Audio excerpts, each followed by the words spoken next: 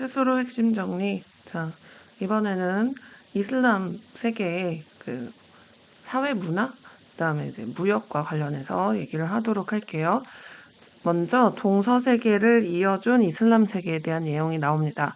자, 이슬람은 다른 종교와는 다르게 상업 행위를 비교적 긍정적으로 생각을 합니다. 그래서 그 자유로운 상업 활동을 보장을 하거든요. 그래서 자유로운 상업 활동을 보장하다 보니까 상인들의 행위가 되게 자유롭고 되게 많이 활동이 이루어졌어요. 그래서 특히 대상이라고 표현하죠. 대상, 이 대자는 무리 대자예요. 무리. 군대 그 대자랑 같은 거라고 생각하시면 되거든요. 그래서 무리를 지어서 다니는 상인들. 특히 대상은 어디에서 활약하냐면 그 사막 그 비단길이죠. 비단길이 사막이에요. 그래서 비단길 그 구역로, 그다음 비단길 플러스 아라비아 반도.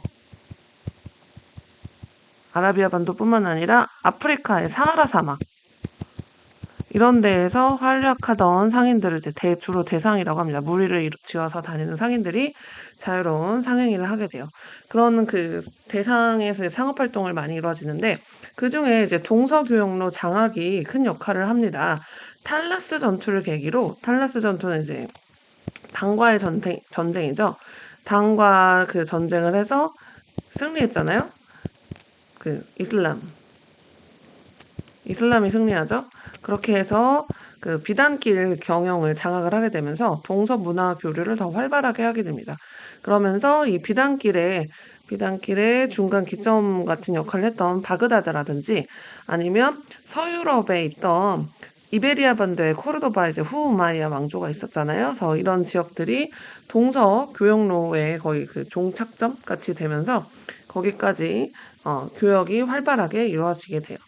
자, 그래서 그 동과 서를 연결하는 중개무역이 발달을 하게 됩니다. 그래서 중개무역이 성장을 하게 돼서 해로와 육로를 이용해서 발달을 하게 되고요. 아까도 얘기했죠? 이슬람 대상들, 지금 여기도 나왔어요. 대상들이 왕래를 하는데 아프리카부터 중국에까지 그 상인들이 많이 활동을 하게 됩니다. 거기에 바닷길에서는 이슬람 상선들이 해상무역을 주도해서 지중해나 인도양 남중국해 고려까지 연결이 되어서 그래서 고려에는 이제 병란도에 이슬람 상인들이 왔다 갔다 하기까지 했어요. 그래서 주요 교육품으로는 중국의 비단과 도자기, 인도의 향신료와 면포 이렇게 있고요. 동남아시아에서도 향신료가 많이 거래가 되죠. 그래서 향신료, 러시아의 모피, 아프리카의 금과 상아 및 노예, 비잔티움 제국의 견질모가 유리 등이 있습니다. 금과 은을 화폐로 사용했고요. 신용장을 사용하거나 약속어음, 수표 같은 것 등을 거래에 적극 활용을 했어요. 그래서 이슬람 상인들이 동서를 연결해준 큰 역할을 했다라는 거 기억해 주시고요. 자, 그 다음 이슬람 사회 문화 볼게요. 사회는 일단 가장 기본적으로 그 이슬람의 경전인 쿠란의 가르침이 일상을 지배하게 됩니다.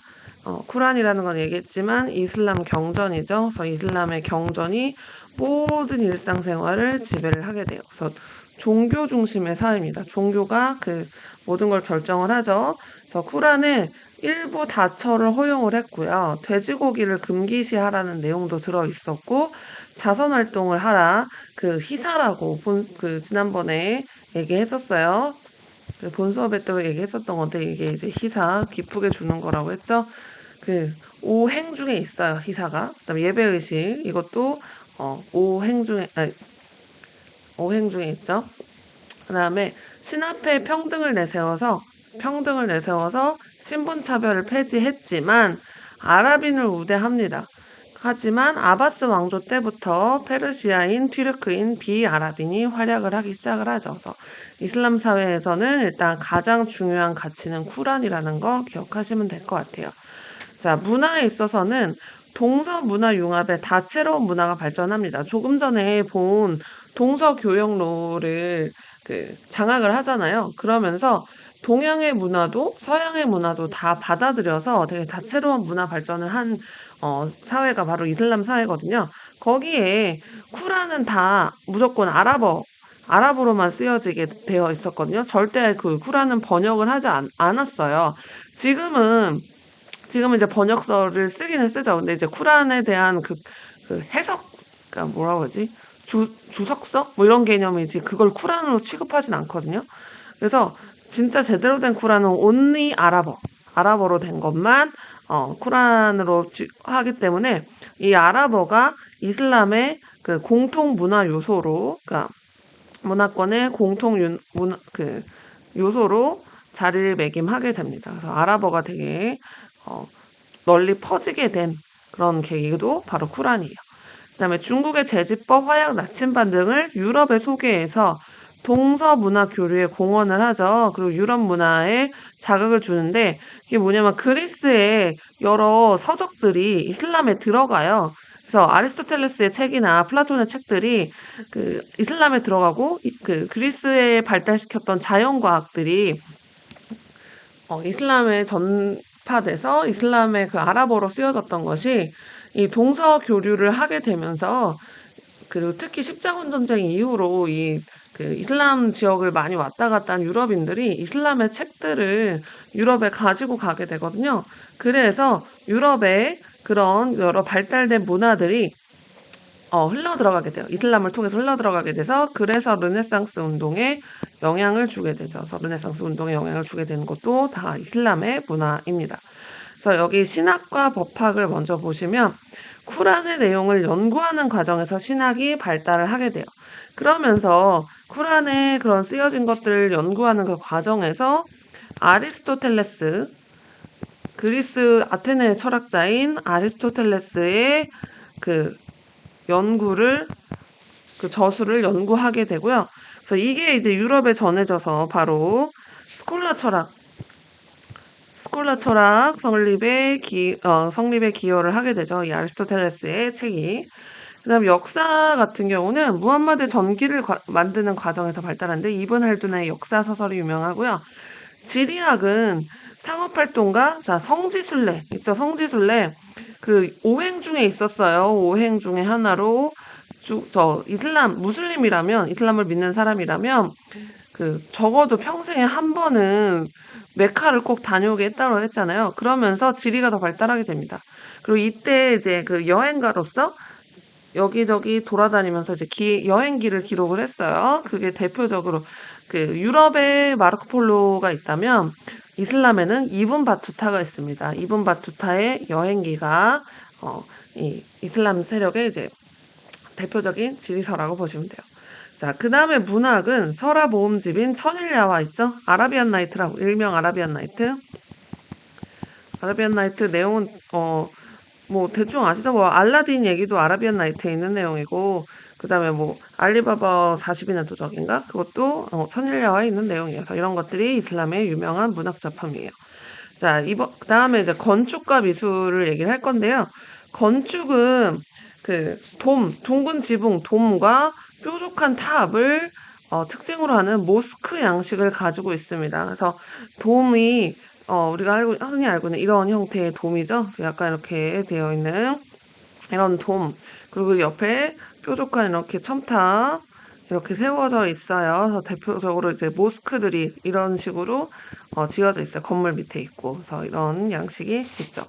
그리고 이 코란은 사실 무함마드가 그 글자를 몰라서 다 암송하게 시켰거든요. 그래서 코란이 그 글씨로 쓰여진 지가 그렇게 오래되지 않은 걸로 알고 있어요. 다 암송했거든요. 외우게 했었어요. 그러면서 그 코란을 표현하고 싶은 그런 열망과 거기에다가 무함마드의 얼굴, 그러니까 우상 숭배를 금지하잖아요. 이슬람에서. 무함마드의 얼굴이나 뭐, 그러니까 그런 종교적인 것을 표현하고 싶은데 얼굴을 표현하지 않는 그림을 그리거나 아니면 그 뭔가 이렇게 알라를 경배하는 그런 느낌의 예술 작품을 만들고 싶은데 우상은 만들면 안 되니까 그래서 발달된 게 바로 아라베스크 문이에요. 그래서 아라베스크 무늬는 뭔가 되게 기하학적으로 왜 여러분 카페트나 막 이런데 되게 이렇게 막 엄청 이렇게 뭐라고 해야지? 기하학적인 무늬 나중에 한번 보여드릴게요. 그래서 그런 무늬들 있잖아요. 그런 게 바로 아라베스크 무늬인데 이게 그 종교적으로 알라를 찬양하고 싶은데 예술 작품, 조각상 이런 건 만들 수 없어. 우상이니까. 그래서 그런 예술을 승화하기 위해서 만든 무늬가 아라베스크 무늬라고 보시면 되고 세미라. 세미라는 중국의 영향을 받아서 무함마드의 얼굴은 그리지 않아요. 하지만 무함마드의 행적은 다 이렇게 세밀하게 그려놓습니다. 어떻게 되어 있는지 그런 그림들도 나중에 본 수업 때 제대로 보여드릴게요. 자, 그다음 마지막으로 자연과학 얘기가 나옵니다. 자연과학은 페르시아와 인도의 영향으로 발달하게 됐는데요. 이 페르시아와 인도의 영향으로 이슬람에서 발달시킨 자연과학을 유럽에 전파시켜요. 그래서 유럽의 근대 과학 성립에 기여를 합니다. 수학 같은 경우는 우리가 지금 0, 1, 2, 3 이렇게 쓰는 거를 무슨 숫자라고 그러죠? 그쵸? 아라비아 숫자라고 그러죠?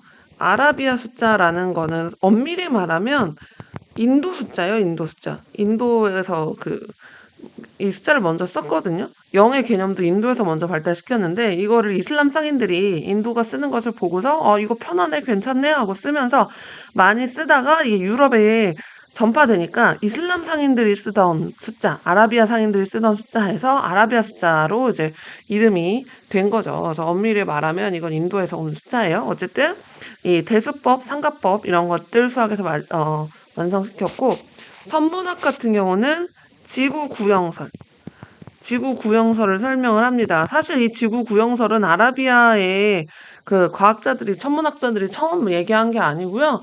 그리스에서 이미 나왔어요. 그리스에서 이미 나왔는데 이게 서유럽에 전파되지 않고 있다가 이슬람에서 이 지구 구형설을 번역해서 연구하고 있던 것을 물론 그 천문기구 발달해서 더 발달시켰겠죠. 그래서 이게 이제 유럽에 전파된 거고요. 자, 화학에 있어서는 특히 이슬람에서 뭐가 발달했냐면 연금술이라는 게 발달하거든요. 연금술이라는 게 뭐냐? 금을 재련하는 기술이에요. 근데 금은 순수 물질로 절대 만들 수 없잖아요. 만들 수 없는데 만들 수 있을 것이다라고 막 그걸 연구하는 과정에서 그래서 여러 화학 원소들을 발견을 하게 되죠.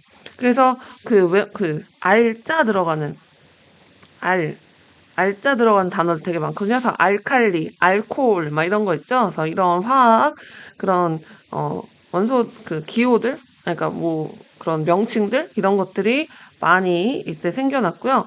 그다음에 알칼리하고 산 구분하는 거, 그리고 승화작용. 승화가 뭔지 아시죠? 얼음이 기체로 바로 되는 거, 드라이 아이스가 이제 승화되는 거잖아요. 그래서 그런 작용 같은 것 등을 다 발견을 합니다. 물리학에서 과학의 연구 비중, 뭔지 아시죠? 그래서 비중 측정을 했고요. 의학은 예방의학과 외과 분야 발달했고, 특히 이븐 시나의 의학전범이라는 책이 있어요. 이븐 시나의 의학전범이라는 책 등. 그래서 의학도 많이 발달했다라는 거 기억하시고, 이슬람 문화에 대해서 여기까지 수업하고 마치도록 하겠습니다.